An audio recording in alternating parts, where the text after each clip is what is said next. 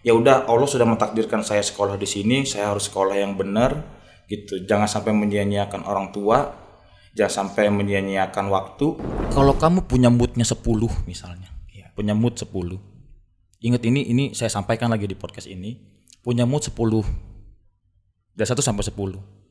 Tolong jangan habiskan mood kalian semuanya di sekolah.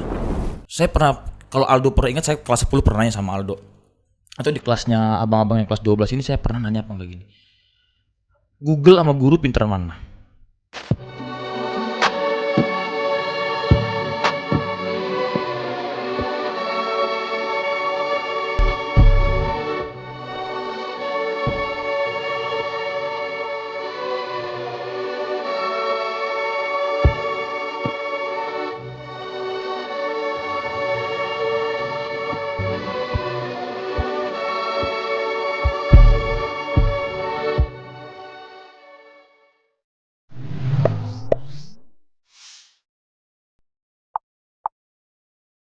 Cerita seru dari pojok kelas, tempat semua kisah dimulai.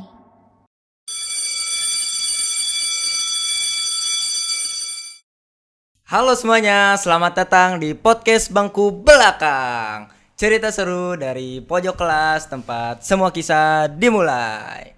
Nah, kembali lagi bersama saya Muhammad Aldo Farezi sebagai host tercinta kalian.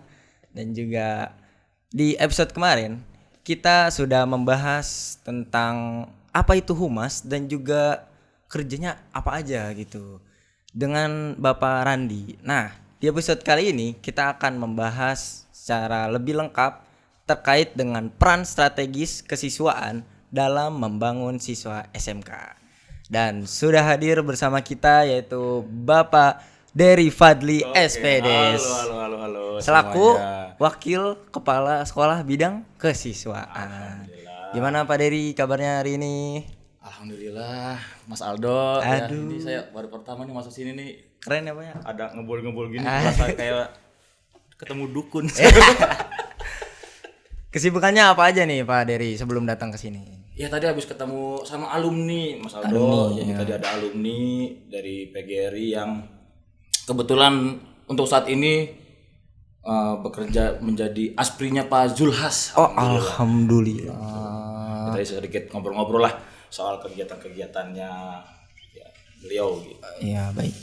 Nah, sebelum masuk ke topik yang berat nih Pak, boleh sharing sedikit nggak sih Pak pengalaman perjalanan Bapak bisa sampai di titik ini? Wah, Menarik. menarik ya teman-teman ya. Ini pertanyaannya mantap ini. Ya, saya masuk ke sekolah ini tuh ngajar pertama di tahun 2013. Ngajar sebagai guru olahraga. Lalu seiring berjalannya waktu saya sempat juga Pak Pak lagi Mas. Aduh. Karena tadi abis ngobrol sama Pak Musli. Ya, Pak Musli jadi asprinya Pak Julas, jadi masih Pak bukan pembahasannya. Jadi gini Mas, jadi saya sempat juga jadi biasa jenjangnya dari guru biasa, terus ya jadi wali kelas, terus naik ke pembina OSIS. Dan dari pembina OSIS saya sempat juga jadi PLT Kajur di PLT, akuntansi. iya. Ya di akuntansi, jadi kaprodi.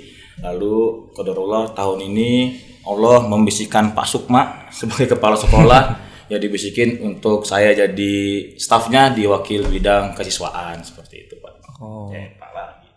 Aduh Pak lagi jadi canggung gini. Iya. Nah, begitu ya teman-teman perjalanan Pak Dery bisa sampai di titik ini. Oke, langsung aja kita masuk ke pertanyaan yang pertama. Apa sih Pak yang dimaksud kesiswaan di SMK itu? Kesiswaan itu banyak mencakup kegiatan gitu. Ada yang tata tertib. Itu maksudnya dia kesiswaan itu tata tertib dari siswa ya. Terus ada keosisan, ada bimbingan konseling. Ya, jadi ada beberapa hal yang memang menjadi fokus di kesiswaan, diantaranya adalah 3 itu. Nah, yang jadi masalah adalah kita langsung ke masalah nih Mas. Ya, boleh. Jadi masalah di sekolah ini adalah beberapa anak yang masuk ke sekolah ini. Gitu. Jadi saya tidak membahas kesiswaan secara reguler, ya. langsung masalah khusus di sekolah ini. Gitu ya. Siswa di sekolah ini itu masalahnya adalah mereka masuk ke sekolah alternatif, bukan pilihan utama. Iya. Oke, Betul. Aldo nih, misalnya saya tanya Aldo.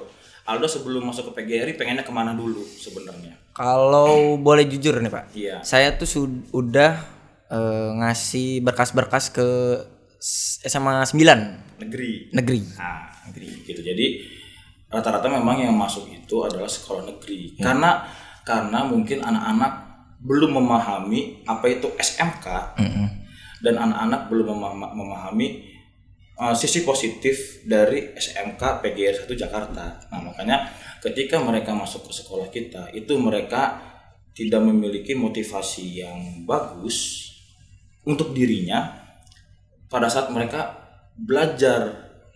Udah masuk sekolahnya bukan sekolah pilihan utama, Iya.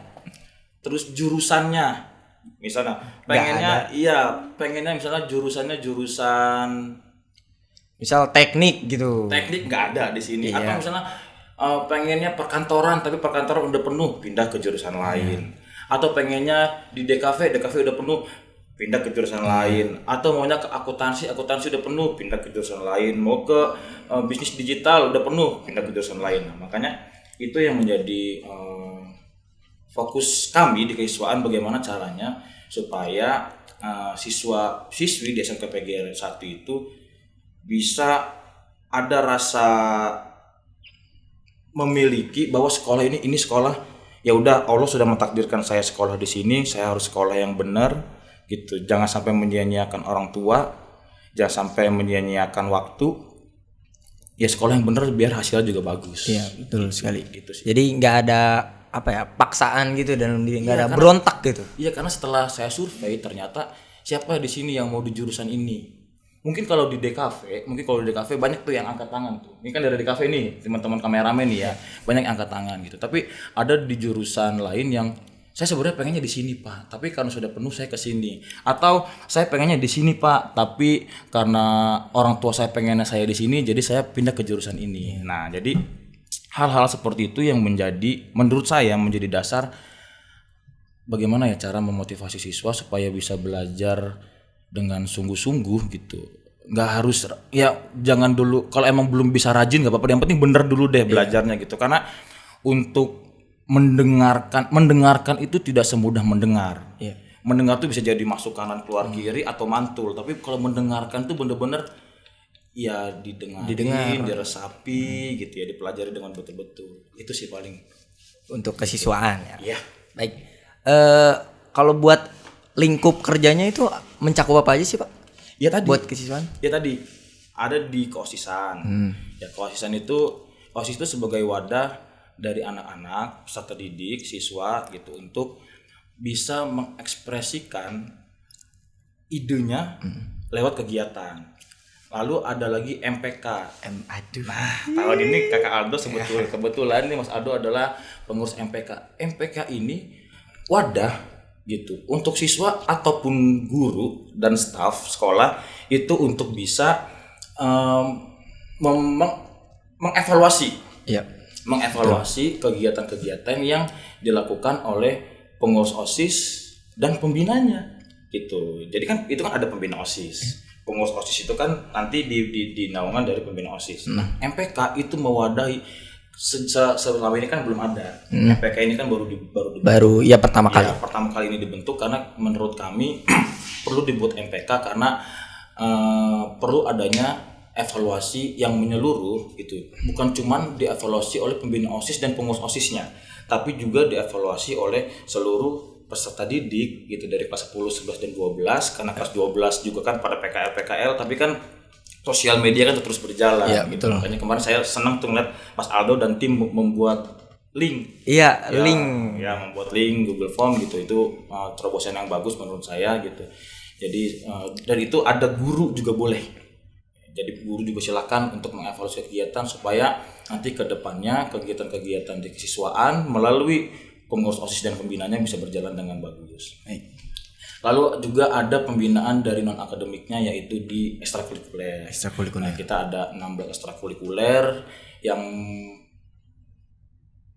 menurut saya cukup kompetitif ketika anak-anak ini mengikuti sebuah kompetisi. Cuman evaluasinya menurut saya adalah anak-anak ini kencang di awal aja nih latihannya nih Mas. Iya, menurut saya juga kayak gitu sih. Iya, kencang di awal aja, semangat di awal gitu. Karena ya tadi gitu bisa jadi ekskul ini adalah dijadikan pelarian pertama ketika dia siswa atau siswi ini masuk ke jurusan yang bukan yang dia mau. Nah, ekskul ini dia memilih sesuatu yang dia mau. Iya. Gitu. Tapi seiring berjalannya waktu akhirnya ada yang pindah ekskul, ada yang memang tidak aktif lagi gitu. Nah, mungkin ini akan menjadi evaluasi utama di semester depan karena ini kan saya baru 1 semester. Yeah. Gitu. Mungkin ini keaktifan siswa di ekstrakurikuler menjadi sorotan buat kami gitu. Biar bagaimana caranya siswa ini bisa termotivasi bukan cuma sekedar di pembelajaran secara di kelas gitu ya, formal, begitu juga pembelajaran di non formal di ekstrakurikuler gitu sih paling. Baik. Nah, ini menarik nih terkait dengan ekstrakurikuler nih, Pak. Ya. Nah, menurut Bapak kenapa siswa-siswi itu ada yang nggak mau ngambil ekstrakurikuler nih? Dan juga saya lihat tuh di rekapan itu tuh ada yang hadirnya cuma 3, hadirnya cuma 4 dari misal 10 pertemuan atau apa gitu. Iya. Ternyata setelah saya gini ya, saya tuh selama saya di PGRI dari tahun 2013 saya tuh nggak tahu kenapa ini kalau saya salah silakan dikoreksi. Ya. Saya tidak pernah melabeli saya sebagai guru sebenarnya. Gitu karena saya selalu merasa saya datang ke sekolah dengan semangat bahwa saya ini ya temannya anak-anak aja. Gitu makanya saya sering ngobrol sebenarnya di luar kamera ini, di luar tempat ini saya sering ngobrol sama Aldo sebenarnya. Gitu ya, apalagi masalah percintaan Aldo. Udahlah, tadi lanjut aja. Bip. Ya, tolong dikat. Oke, nah jadi termasuk kameramen kita ini masalah percintaannya lumayan. Oh, lumayan sekali. Saya tahu ya. Oke.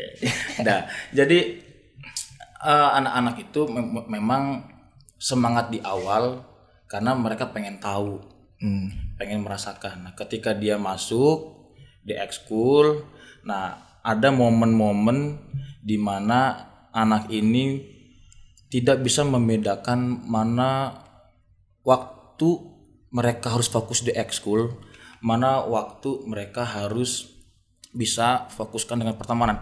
Karena gini, anak-anak itu kadang keluar dari ekskul karena temennya ikutan keluar. Iya, betul. Gitu. Tergantung teman. Teman. Karena ketergantungan karena ya maka nggak cuma di kelas 10, itu terjadi di kelas 11 gitu. Padahal dia udah aktif, udah rajin gitu. Cuman karena temannya keluar. Karena temennya keluar gitu. Jadi ikutan keluar. Apalagi misalkan ekskul yang pesertanya itu ada laki-laki dan perempuan. Iya. Cinlok. Padahal salah satu dari mereka berdua itu sudah menjadi pengurus ekskul. Satu keluar, ini keluar. Nah, ini apa ya? Nggak tahu ini di generasinya Mas Aldo dan teman-teman apa sebegitunya tentang dunia perbucinan sehingga salah satu ya, ini saya bukan bilang faktor utama, salah satu faktor yang menyebabkan mereka keluar itu karena tadi gitu, ada pertemanan atau misalkan ya pacarnya ikutan keluar gitu, atau ada faktor yang merasa saya dulu latihannya waktu di SMP nggak begini, tapi kok sekarang di sini latihannya begini, karena perubahan metode latihan dia merasa nggak cocok sama saya, nggak cocok sama saya. Sebetulnya untuk di ekskul gitu ya. Sebetulnya untuk di ekskul saran saya untuk teman-teman ya di siswa-siswa SMK PGRI jangan jadikan ekskul itu sebagai wadah untuk mencari prestasi sebetulnya. Gitu karena kalau misalkan contoh saya kan guru olahraga. Semisal kamu mau berprestasi di bidang misalnya olahraganya bulu tangkis gitu. Atau Aldo misalnya di voli nih. Aldo nggak bisa menurut saya gitu ya, saya kan juga praktisi di olahraga. Aldo nggak bisa cuma latihan di ekskul terus punya prestasi yang melejit di bidang voli, enggak. Gitu. Kalau emang mau misalkan berprestasi di bidang voli gitu, di olahraga voli, maka Aldo itu saran saya latihan juga di klub.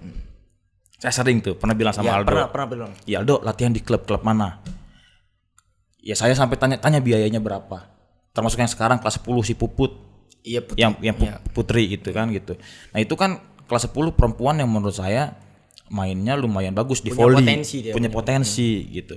Dulu ada namanya Taufik gitu, anak bulu tangkis. Itu Taufik latihan di GOR gitu. Jadi ekskul ini ya sebetulnya harusnya tidak dijadikan wadah untuk berkompetisi, cuman sekedar dalam tanda kutip berkompetisi yang pada akhirnya ketika mereka kalah jadi musuhan. Ya. Gitu. Jadi padahal udah rajin latihan si A, si B, si C gitu. Terus latihan ketika main diseleksi. Nah, ketika seleksi yang tidak lolos seleksi, udahlah. Nah, itu juga jadi salah satu faktor akhirnya kenapa anak-anak di ekskul itu merasa udahlah, enggak ini udah dipilih orangnya si A, udah dipilih orangnya si B gitu. Nah, pasti orang kayak gitu tuh pasti mikir gini, ntar juga depannya dia lagi. Dia lagi. Nah, ini bicaranya soal mentalitas. Iya, mentalitas gitu. Makanya ya inilah PR dari kita semua sebenarnya ya, bukan cuma sekedar di kesiswaan gitu. PR kita semua termasuk PR saya juga punya mentalitas yang belum tentu sebagus mereka, karena saya sering bilang sama anak-anak tuh sebenarnya saya tuh bukannya lebih pintar daripada kalian, tapi cuman karena saya itu lahir duluan aja. Ya saya itu lahir lebih dulu, belajar lebih dulu, makanya apa yang saya sampaikan ini ke anak-anak itu gitu, kalau misalkan sharing motivasi segala macam, ngobrol-ngobrol kegiatan sehari-hari, ya karena saya lahir lebih dulu aja gitu. Walaupun saya tidak bisa merasakan apa yang mereka rasakan, setidaknya mudah-mudahan ada ada kata-kata yang mungkin mudah-mudahan bisa diingat, bisa dirasakan. Oh iya, seharusnya saya jangan begitu, harusnya saya begini. Oh, Pak Dery salah, harusnya Pak Dery begini, Pak. Itu pun saya terima pasti saya terima. Gitu. Nah, dari semua lingkup kerja yang Bapak tadi bilang, dari OSIS, terus MPK dan lain-lain, menurut Bapak yang paling krusial buat siswa tuh yang mana, Pak? Paling krusial? Coba krusial tuh apa maksudnya? Maksudnya yang yang sangat penting gitu buat siswa.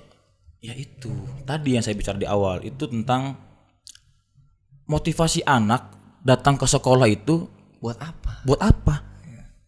Motivasi anak datang ke ekskul itu buat apa? Saya sampai ngomong gini ke anak-anak. Kalau kamu punya moodnya 10 misalnya, punya mood 10. Ingat ini saya sampaikan lagi di podcast ini, punya mood 10. Dari 1 sampai 10. Tolong jangan habiskan mood kalian semuanya di sekolah. Karena orang tua tuh di rumah menunggu. Betul. Ya. Itu berkaitan dengan motivasi kalian ke sekolah tuh mau ngapain. Kalian di ekskul tuh mau ngapain. Gitu. Saya nih ke sekolah mau ngapain. Itu pernah saya alami. Kenapa saya bicara ini? Karena itu pernah saya alami, Mas. Jadi gini. Apa tuh? Jadi saya datang ke sekolah, main sama anak, pagi ngajar main bola, main futsal, terus siangnya main poli lagi, terus kadang nanti sorenya ikut lagi ekskul sama anak-anak gitu, kadang main futsal, main poli gitu, atau main basket. Di rumah itu dalam kondisi capek. Gak ada mood. Mood saya kasih semuanya di sekolah, saya keluar semuanya di sekolah. Wah, ketawa-ketawa, senang-senang. Akhirnya anak-anak saya di rumah gak kebagian. Ketika saya pulang, anak saya ngajak main. Entar dulu ya, Papa capek. Aduh, entar dulu ya, Teh. Gitu, Papa pengen istirahat. Nah, hal itu pun harus ada di saya harus membagi mood itu gitu. Karena ternyata saya belum seprofesional itu sebetulnya. Gitu. Mudah-mudahan Aldo dan teman-teman yang ada di sini dan semuanya, teman-teman PGRI di SMK PGRI, siswa-siswi bisa membagi. Kamu jangan terlalu banyak main di luar karena sebetulnya keluarga di rumah itu menunggu kedatangan kalian, dan kamu udah pulangnya sore, kamu pulang jam 3 terus ekskul, misalnya kamu nyampe rumah jam 5:30, di rumah langsung masuk kamar. Orang tuh pengen ngajak ngobrol sebenarnya. Gimana Kak, gimana Bang, misalnya gitu ya. Entar dulu mah aku capek. Dikasih makan, keluar kamar, makan, dah masuk kamar lagi, main handphone lagi. Nah, jadi gak ada waktu buat keluarga. Ya, jadi tolong silahkan kalian teman-teman bisa pikirkan ke sekolah tuh mau ngapain, dan di rumah itu harus ngapain, dan di ekskul tuh harus ngapain. Menurut saya itu penting biar ini kembali ke pembahasan kalau sering dibahas itu adalah soft skill gitu ya. Nah, soft skill. Nah, ya ini salah satunya adalah soft skill gitu. Ya, bagaimana cara kita untuk memecahkan masalah yang kita hadapi itu soft skill gitu. Jadi kalau misalkan di sekolahnya ceria, ada kan murid yang di sekolahnya ketawa-ketawa, hai, tapi di rumah nggak pernah kata orang tuanya, anak saya kalau di rumah diem aja pak. Ada nih yang begitu tuh. Atau kebalikannya, di rumah diem, di sekolah diem aja, tapi di rumahnya ceria banget. Ada, makanya itu tantangan menurut saya, tantangan yang berat adalah ya ke sekolah jangan cuma sekedar buat main-main aja, boleh main tapi seperlunya gitu ya. Di rumah juga boleh main tapi seperlunya. Belajar silakan gitu seperlunya. Menurut saya kalimat seperlunya ini karena kadang nggak semua kapasitas kita itu bisa disamaratakan gitu. Saya aja ngajar cuma olahraga. Aldo belajar berapa pelajaran? Ya kan? 12 atau 13. Nah, gitu. Yang mas-mas yang di sini yang DKV berapa pelajaran? Saya aja ngajar, guru ngajar kan paling 1, 2, 3. Nah, gitu. Jadi memang dari sekian banyak pelajaran, maksudnya sekolah tuh ngapain? Udah dari sekian banyak pelajaran, coba nggak apa-apa misalnya dari 5 pelajaran 1 yang bagus banget. Yang 4-nya biasa aja. Misalnya gitu ya. Tapi kalau dari 5-5-nya biasa aja, saya nggak sih? Betul. Gitu. Ya. Atau dari 5-5-nya malah nggak ada yang Biasa aja. Malah nggak ada yang biasa aja, malah di bawah semuanya. Aduh, sayang banget gitu. Makanya itu silakan dibagi, dan di rumah itu kalian bagi waktu. Jangan sampai waktu saya ikut pelatihan di P4 kata narasumber, handphone itu ibaratnya setan kotak bahasanya, karena dengan handphone itu kalian bener-bener menghabiskan waktu lama dengan handphone, ya orang tua ya nggak kebagian gitu, sekolah nggak kebagian gitu. Saya pernah, kalau Aldo pernah ingat, saya kelas 10 pernah nanya sama Aldo, atau di kelasnya abang-abang yang kelas 12 ini saya pernah nanya apa enggak gini, Google sama guru pinter mana? Oh iya. Ya, pinter mana Dok? Google sama guru pinter mana? Kalau dari ini ya, kalau dari Jujur aja. nalar nih, ya pasti pintar Google. Pinter Google. Tapi kenapa harus ada guru? Iya. Karena di Google, ya, di Google, di internet gitu ya, di handphone deh, ya, di handphone kita ini, kita itu bisa skip apa yang kita nggak suka. Misal dulu waktu pas zamannya pandemi, kita belajar pakai ada Zoom, kita bikin media pembelajaran, misalnya gitu ya. Kita bikin video segala macam, guru-guru. Anak itu kan bisa belajar sambil ngapain aja, bisa lihat sambil ngapain aja. Ya. Kalau dia nggak suka, bisa di stop nggak? Bisa. Bisa di skip nggak? Bisa. Tapi kalau guru itu bisa menyampaikan sesuatu yang benar ke teman-teman, walaupun kalian nggak suka, dipaksa. Karena memang belajar itu harus dipaksa. Ya, betul. Gitu. Karena Aldo nggak suka pelajaran matematika, wah diajarin, terus. Alah, liar kata Aldo, makanya kan udah di Bandung. Aduh, liar naon yuk Pak, misalnya gitu. Tapi karena memang itulah perannya. Tapi kalau misalkan Aldo cuma belajar dari Google, udahlah belajar aja. Ini nggak ngerti, udah skip. Nah, akhirnya Aldo ujian nyontek tuh. Ya. Nah, mencontek itu adalah salah satu cara untuk menghancurkan diri sendiri. Selesai. Karena mencontek itu berarti dengan mencontek berarti kita termasuk saya. Ya termasuk saya. Berarti kalau kita mencontek itu berarti kita sudah mengandalkan orang lain, sudah mengharapkan orang lain, dan sudah meragukan diri sendiri. Iya, dan akhirnya kan ada istilah kata siapa ya? Saya pernah ngobrol sama Arian tuh, Ali bin Abi Thalib begitu. Saya pernah melakukan banyak kesalahan. Tapi yang ini kalau salah tolong dikoreksi karena saya lupa ingat ini. Kesalahan terbesar dalam hidup saya adalah berharap pada manusia. Nah, mencontek itu adalah, saya nggak tahu itu hal besar atau hal kecil dalam kita berharap pada orang lain. Gitu. Jadi ya silakan sama-sama introspeksi diri. Betul. Jadi kayak gitu ya buat kalian yang masih kurang paham gitu ya. Sambil diminum ya nih. Boleh Pak. Aduh, Ini bisa diminum kan ya? bisa. Saya juga mau minum. Aduh, kotor tuh Pak. Ternyata yang minum ini.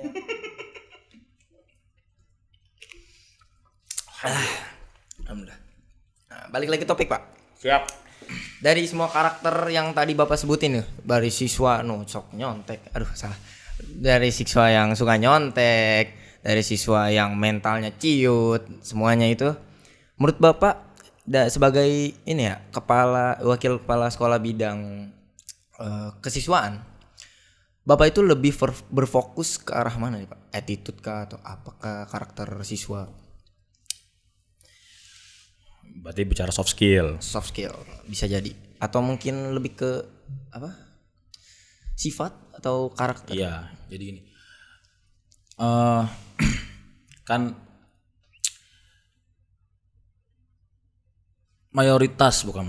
sebagian besar gitu ya. Sebagian besar kan teman-teman gitu ya. Saya juga dulu belajar sekolah, walaupun nanti lulus dari SMK, Mas lulus dari sini mau langsung kerja apa kuliah? Langsung kerja. Bang? Kuliah dulu. Nanti abis kuliah kerja. Nah, kan ujung-ujungnya adalah mencari kerja. Betul. Kan gitu ya.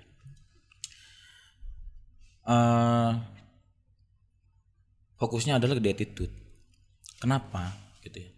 Karena ketika kita kan di SMK ya, ada PKL Pak. Ada PKL Mas. Nanti ini Mas Aldo nanti di kelas 12 PKL, atau Mas Aldo mungkin di semester depan PKL-nya. Bisa ya gitu. Ya. Nah, jadi yang jadi permasalahan adalah anak-anak di sekolah kita itu bisa kok ngerjain apa yang dikerjakan ketika PKL. Bisa. Dan diajarin itu mau diajarin gitu. Disuruh belajar juga bisa, diajarin tuh bisa gitu. Yang jadi masalah itu di attitude. Diam saja di attitude.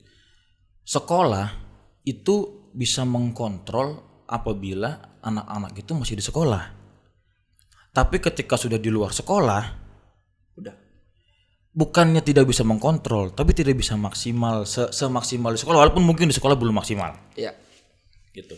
Maka kalau misalnya di rumah ya sudah di orang tuanya gitu. Cara ngontrolnya paling chatting gimana segala macam kan gitu ya. Anak nggak masuk kan kita juga tanya kenapa nggak masuk. Nanti kalau misalkan emang dia dalam kondisi sehat ya mungkin ada tugas segala macam gitu. Tapi kalau misalkan udah di luar sekolah, di PKL itu SOP yang diterapkan adalah SOP yang di tempat PKL. Iya. Makanya kenapa sempat ada pertanyaan dari anak-anak. Wah, nyambung nih. Waduh.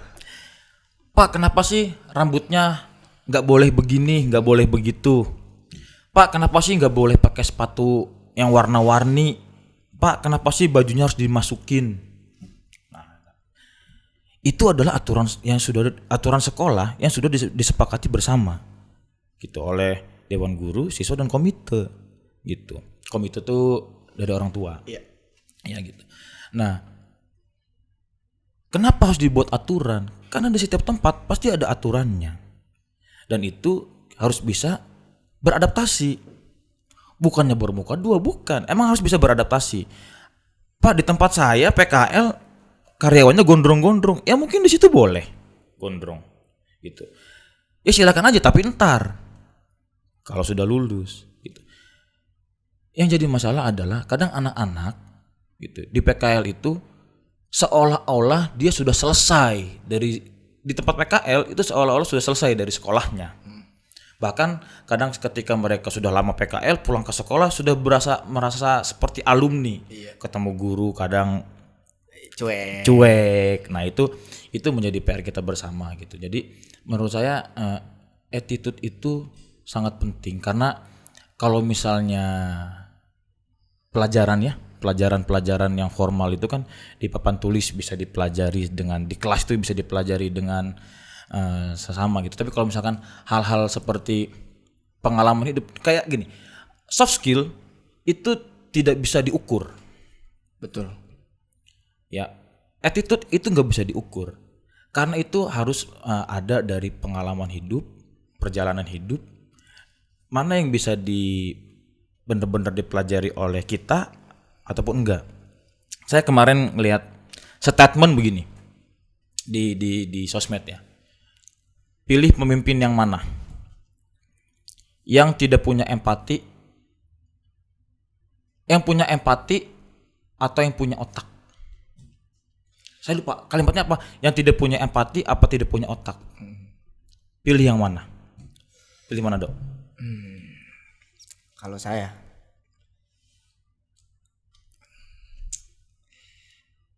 yang tidak punya empati sih, Pak. Tapi pilih yang tidak punya empati. Berarti yang punya otak. Udah saya permudah deh soalnya deh. Pilih mana? Pilih yang punya empati apa yang punya otak? Oh, punya empati, jelas. Pilih yang punya empati. Iya. Menurut saya itu pertanyaan yang tidak harus dipilih salah satu. Empati itu bukti Kalau dia bahwa punya kita otak. punya otak. Iya. Betul.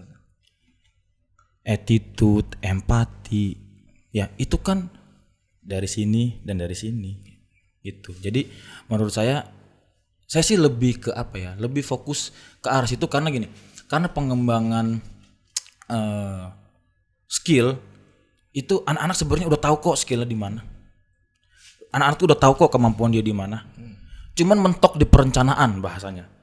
Gue tuh sukanya ini, aku tuh sukanya ini. Tapi aku tuh harus begini nih. Tahu harus bagaimana, tapi nggak dikerjain. Makanya kita tuh harus tahu dulu kitanya bagaimana. Kita harus bisa membagi waktu dulu di posisi A. Di tadi ya, di sekolah harus gimana, di rumah harus bagaimana, di eskul harus bagaimana. Iya. Nah dari situ baru tuh nanti akan mengalir lah dengan sendirinya lah. Tadi itu asprinya Pak Zulhas ya, Pak Musli itu zaman sekolahnya wah bandel. Terbilang bandel. Sempet nggak naik. Nggak naik sekali. Kelas Dari kelas 10 ke kelas 11 nggak naik. Dan kebetulan saya sering nongkrong waktu sekolah tuh sering main sama anak. Saya kan sering main sama anak-anak. Dan saya kasih argumen, tolong kasih naik bersyarat. Saya ada jaminannya deh. Karena anak ini kayaknya bisa deh. Gitu, bisa. Kan ada syaratnya tuh, sekian bulan kalau sampai sekian bulan melakukan kesalahan lagi, maka diturunin. Iya. Karena naik bersyarat. Pada saat itu ya, karena pada saat itu masih boleh. Ya masih bisa gitu. Bikin kesalahan lagi. Kesel banget saya sama dia. Aduh, saya bilang Udah gitu. dibelain. Ya, gitu. Dibelain pun karena menurut saya layak dibela. Iya. Karena layak dibela karena sebenarnya menurut saya ada akademik, ada non akademik. Kalau memang akademiknya kurang bagus, sebenarnya di non akademiknya dia bagus. Secara attitude saya ngelihat sendiri bagaimana dia punya empati sama orang-orang di sekitar yang punya kesusahan. Saya ngelihat sendiri itu. Makanya qadarullah, Allah tuh adil. Ya, Allah tuh adil. Udah pokoknya teman-teman berbuat baik aja gitu ya. Berbuat baik aja. Berbuat baik gitu ya. Tidak perlu memikirkan balasannya apa, ntar Allah itu hitung. Dan qadarullah, saya tanya, Musli gimana caranya bisa naik begini? Iya Pak, saya ikut gini Pak. Saya awalnya dari security, terus saya ini, terus ada tes. Dari 1000 yang dipilih cuma 11. Nah, saya kepilih. Saya sampai nanya, ini boleh disensor boleh enggak ya? Nyogok enggak? Saya nanya, mesti nyogok enggak? Enggak Pak. Untuk ikut tesnya aja itu harus bayar 5 juta, tapi dia enggak bayar karena waktu itu lagi ada program gratis untuk ikut tesnya doang. Tapi dia ikut tesnya gratis. Kenapa? Karena dia selama dia kerja, selama dia setelah lulus gitu, dan saya lihat kok dia pada saat masih sekolah juga sering bantuin ibunya gitu, dan dia lulus penghasilan dia ya udah gitu, dikasih ke ibunya, nanti ibunya ngasih dia ke berapa. Allah tuh catat itu dan ternyata datang ke sini dengan berita, wah saya terharu. Pas banget nih saya mau podcast, wah bisa jadi bahan nih saya bilang nih Muslim. Mudah-mudahan bisa jadi motivasi kita semua ya termasuk saya. Betul. Gitu untuk ya berbuat baik itu berbuat baik aja, ikhlas aja udah, jangan hitung-hitungan. Gitu. Aduh, nggak kerasa ya Pak, tekarasa. Udah 30 menit, Pak. Udah. Asli. Saya Pak kalau ngobrol sama Aldo ini bisa 2 jam. Bisa sambil salto-salto sebenarnya. Oke, Pak, terakhir pesan dan kesan buat siswa, guru maupun orang tua. Wah. Apa ya? Apa weh? Untuk semuanya ya mungkin ini kata-kata yang mungkin yang lagi viral kali ya. Kita dijajah 350 tahun. Tapi hutan kita subur. Ya. Sungai-sungai kita jernih. Bangunan-bangunan kokoh. Indonesia merdeka 80 tahun. Hutan habis. Sungai kotor. Bangunan banyak yang runtuh. Untuk semuanya ya termasuk diri saya sama-sama introspeksi diri. Jangan kebanyakan menilai orang lain, silakan apa yang ada di orang lain dipelajari justru untuk diri kita sendiri. Semoga negeri ini menjadi negeri yang damai, sejahtera. Mohon maaf ini agak melebar karena saya tadi habis ngobrol itu bener-bener menurut saya deep gitu Pak. Setelah saya ngobrol sama Musli itu bener-bener wah ternyata inilah yang terjadi. Dan anak-anak saya di SMK PGRI 1 kalau sudah lulus dan mendapatkan posisi yang bagus, mendapatkan gelar yang bagus, silahkan digunakan secara optimal dan tetap harus amanah. Ya, jangan disalahgunakan. Baik. Itu aja. Terima kasih, tepuk tangan buat Pak Dery, tepuk tangan. Baik, terima kasih Pak Dery untuk meluangkan waktunya di podcast kita hari ini. Ya, dan saya Muhammad Aldo Farezi. Sampai jumpa di episode selanjutnya di podcast Bangku Belakang. Belajar nggak harus dari depan. Kadang ide terbaik datang dari bangku belakang. Sampai jumpa. Dadah.